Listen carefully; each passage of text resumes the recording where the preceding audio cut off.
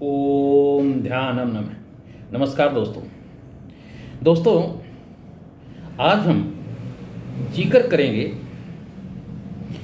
कि इंसान की मृत्यु जो है वो कितनी प्रकार की होती है। देखिए दोस्तों, ये जीवन का सबसे बड़ा सत्य है कि जिसने संसार में जन्म लिया है उसे एक दिन इस संसार से जाना ही पड़ता है, चाहे वो कोई भी वस्तु है। एक समय के अनुसार उसे नष्ट होना ही पड़ता है। तो आज हम इस विषय पर जिक्र करेंगे कि अजर अमर कोई नहीं है। हर आदमी की सांसें जो हैं जितनी वो परमपिता परमात्मा दे के भेजता है, उसको पूरी करके इंसान यहाँ से उसे रुखसत होना पड़ता है, जाना पड़ता है।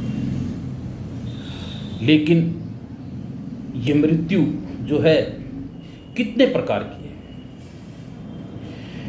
देखिए दोस्तों, रामायण में जब रावण का और राम का युद्ध हुआ और अंगद एक बार रावण से युद्ध कर रहे थे, तो अंगद ने रावण ने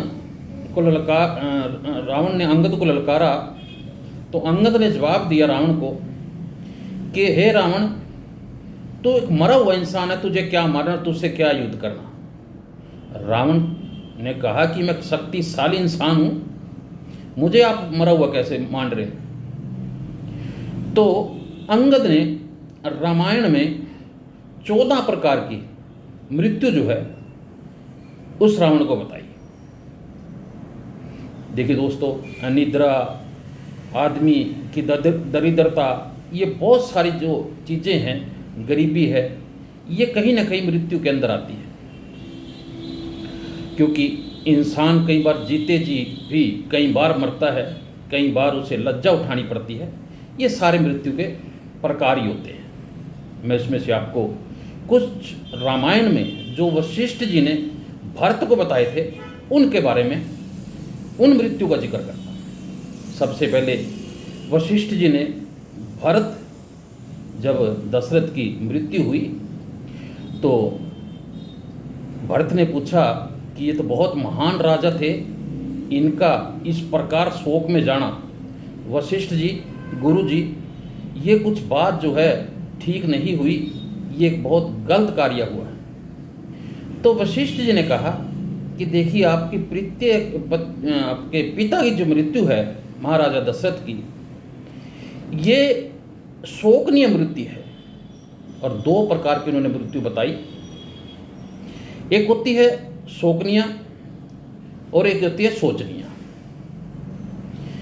जो शोचनीय मृत्यु है उसमें मरना इंसान के लिए बहुत ज़्यादा कठिन होता है, उसके आगे का रास्ता भी इतना सरल नहीं होता। उसे कई योनियां भुगतनी पड़ती हैं और नाना प्रकार के कष्ट जो है उसके रास्ते में आते हैं जब वो मृत्यु लोक के प्रस्थान करता है। अब ये शोचनीय मृत्यु क्या है, उन्होंने बताया वशिष्ठ जी ने कि ब्राह्मण अगर वेद में, शास्त्रों में विश्वास नहीं रखता और उनके खिलाफ चलता है, जब उसकी मृत्यु होती है तो एक शोचनीय मृत्यु होती है। लेकिन अगर कोई ब्राह्मण वेद पाठी हो, परम पिता परमात्मा में विश्वास रखता हो, किसी भी इंसान का बुरा वो कभी ना चाहता हो, उसकी मृत्यु जो है वो शोकनीय है। ऐसे उन्होंने बताया कि राजा अगर अपनी प्रजा का ख्याल ना रखे, अपनी प्रजा को अपना ना माने और समाज के विरुद्ध कार्य करे, तो उस राजा की मृत्यु शोचनीय मृत्यु होती है। लेकिन वही राजा अपनी प्रजा को अपना परिवार माने और हमेशा अपने देश के लिए अनेकों अच्छी योजनाएं लागू करे, ऐसे कार्य करे जिससे उसकी प्रजा जो है हमेशा सुखी रहे, उस राजा की मृत्यु जो है वो शोकनीय होती है। उस पर शोक जो है जरूरी हो जाता है। ऐसे अमीर आदमी, धन दौलत बहुत है, बहुत अमीर आदमी है, लेकिन 1 नंबर का कंजूस है, किसी को एक फूटी कोड़ी दान में नहीं देता, तो उसका जीवन जो है वो शोचनीय है। अगर इसके विपरीत वो काम करे, अच्छे कार्य करे, अपनी धनराशि को दान में लगाए, गरीब आदमियों की मदद करे, तो उसकी मृत्यु जो है वो शोकनीय है। इसी प्रकार उन्हें शूद्र के बारे में बताया कि शूद्र अगर ज़्यादा बोलता हो और ब्राह्मणों का अपमान करता हो, पशुओं पर अत्याचार करता हो, तो उसकी मृत्यु जो है वो शोचनीय है, शोकनीय नहीं है।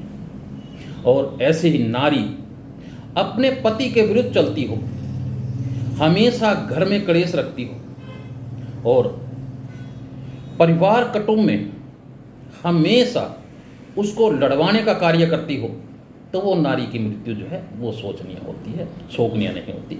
इसके विपरीत अगर नारी सज्जन स्वभाव की है, परिवार को इकट्ठा रखना में नारी का बड़ा विशेष हाथ होता है। अगर नारी अपने कुटुंब को इकट्ठा रखती है और उसकी भाषा बहुत ही मधुरभाषी है, तो ऐसी नारी की मृत्यु जो है वो शोकनीय होती है। ऐसे ही गृहस्थी के बारे में बताया है कि गृहस्थी जो इंसान होते हैं, अपने परिवार में उनका अगर लगाव है और हमेशा अपने परिवार को एक अच्छी शिक्षा वो देते हैं, तो उनकी मृत्यु जो है शोकनीय है, शोचनीय नहीं है। अगर कोई इंसान अपने परिवार के विरुद्ध चले, परिवार में हमेशा लड़ाई झगड़े करवाता रहे, तो ऐसे व्यक्ति की जो मृत्यु है वो शोचनीय है, शोकनीय नहीं। इसी प्रकार 3 प्रकार की मृत्यु हम अक्सर मानते हैं। उसमें आती है अकाल मृत्यु, दूसरी होती है एक होती है स्वाभाविक मृत्यु, एक अकाल मृत्यु, और तीसरी है स्वाभाविक मृत्यु, आकस्मिक मृत्यु। दोस्तों, अब ये स्वाभाविक मृत्यु क्या है? स्वाभाविक मृत्यु वो है कि इंसान 80-90 साल की या 100 साल से भी पार कर गया और बड़ा भरा परिवार है उसका। कई बार तो उस अवस्था में जाके इंसान की हालत जो बड़ी जर्जर हो जाती है और वो एक कोने में पड़ा रहता है, और वो जो कोने जिस बिस्तर के ऊपर पड़ रहता है, तब वो मृत्यु के बारे में सोचता है। सही मायने में तो वो मृत्यु है। ऐसे इंसान की मृत्यु में हमें कभी रोड़ा नहीं अटकाना चाहिए, ज़्यादा शोक विलाप उसके लिए नहीं करना चाहिए, क्योंकि उसके रास्ते में फिर बाधा आ जाती है। और कई बार तो आपने ऐसे परिवार भी देखे होंगे कि जिस बुजुर्ग की जो आयु जो है 100 साल से ज़्यादा हो जाए, उसके लिए फिर दान पुण्य भी कराए जाते हैं, हवन वगैरह भी कराए जाते हैं कि हे परम पितम परमात्मा, इनकी बहुत ज़्यादा उम्र हो गई है, आप जो है इन्हें अपने पास बुला लीजिए, मृत्यु लोक बुला लीजिए। तो वो से कहते हैं स्वाभाविक मृत्यु। और इंसान का बुढ़ापे में अगर बाई चांस किसी हॉस्पिटल वगैरह में अगर उसको किसी बीमारी की वजह से दाखिल कराया जाए, तो ऐसे इंसान को हमेशा घर पे ले जाके ही उसकी सेवा करनी चाहिए, क्योंकि घर से जो मृत्यु होती है वो कुटुंब परिवार जो उसके साथ होता है, उस मृत्यु को ही सबसे अच्छी मृत्यु मानेगी, यानी स्वाभाविक मृत्यु मानेगी। अकाल मृत्यु वो है, देखिए दोस्तों, अकाल अचानक मर जाना।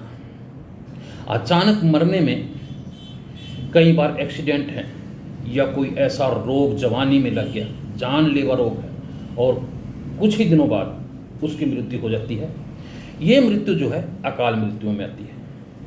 ये अकाल मृत्यु जो है इंसान के वर्तमान पाप उसने अपने इसी जीवन में कर दिए हैं, तो परमात्मा कई बार जो है उसकी सजा उसी जीवन में इंसान को दे देता है। और एक वो इसके बाद आकस्मिक मृत्यु है, ये अकाल मृत्यु का ही एक रूप है। ये क्या है? ये पिछले जन्मों का इंसान का किया हुआ पाप होता है, यानी अचानक इंसान किसी डिप्रेशन में जाके या किसी बात से दुखी होके आत्महत्या कर ले, या ट्रेन के आगे, या जो भी जिस भी तरह से कोई ऐसा अनैतिक रास्ता जो है वो मृत्यु के लिए अपनाए, उसे जो है आकस्मिक मृत्यु कहते हैं।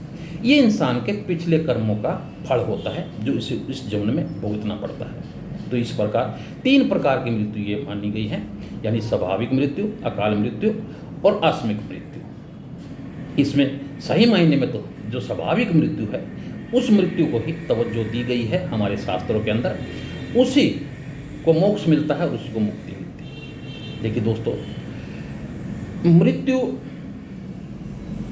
इंसान, मैंने बताया आपको, अगर जन्म लेता है तो उसकी मृत्यु तो निश्चित होनी है। हमें तो देखना ये है कि मृत्यु ऐसी ना हो कि कहीं हमारे किसी पाप की वजह से हमें कष्ट भी झेलना पड़े, परिवार को भी कष्ट हो, और लोग जो है हमारे लिए शोक ना करें बल्कि सोच करें।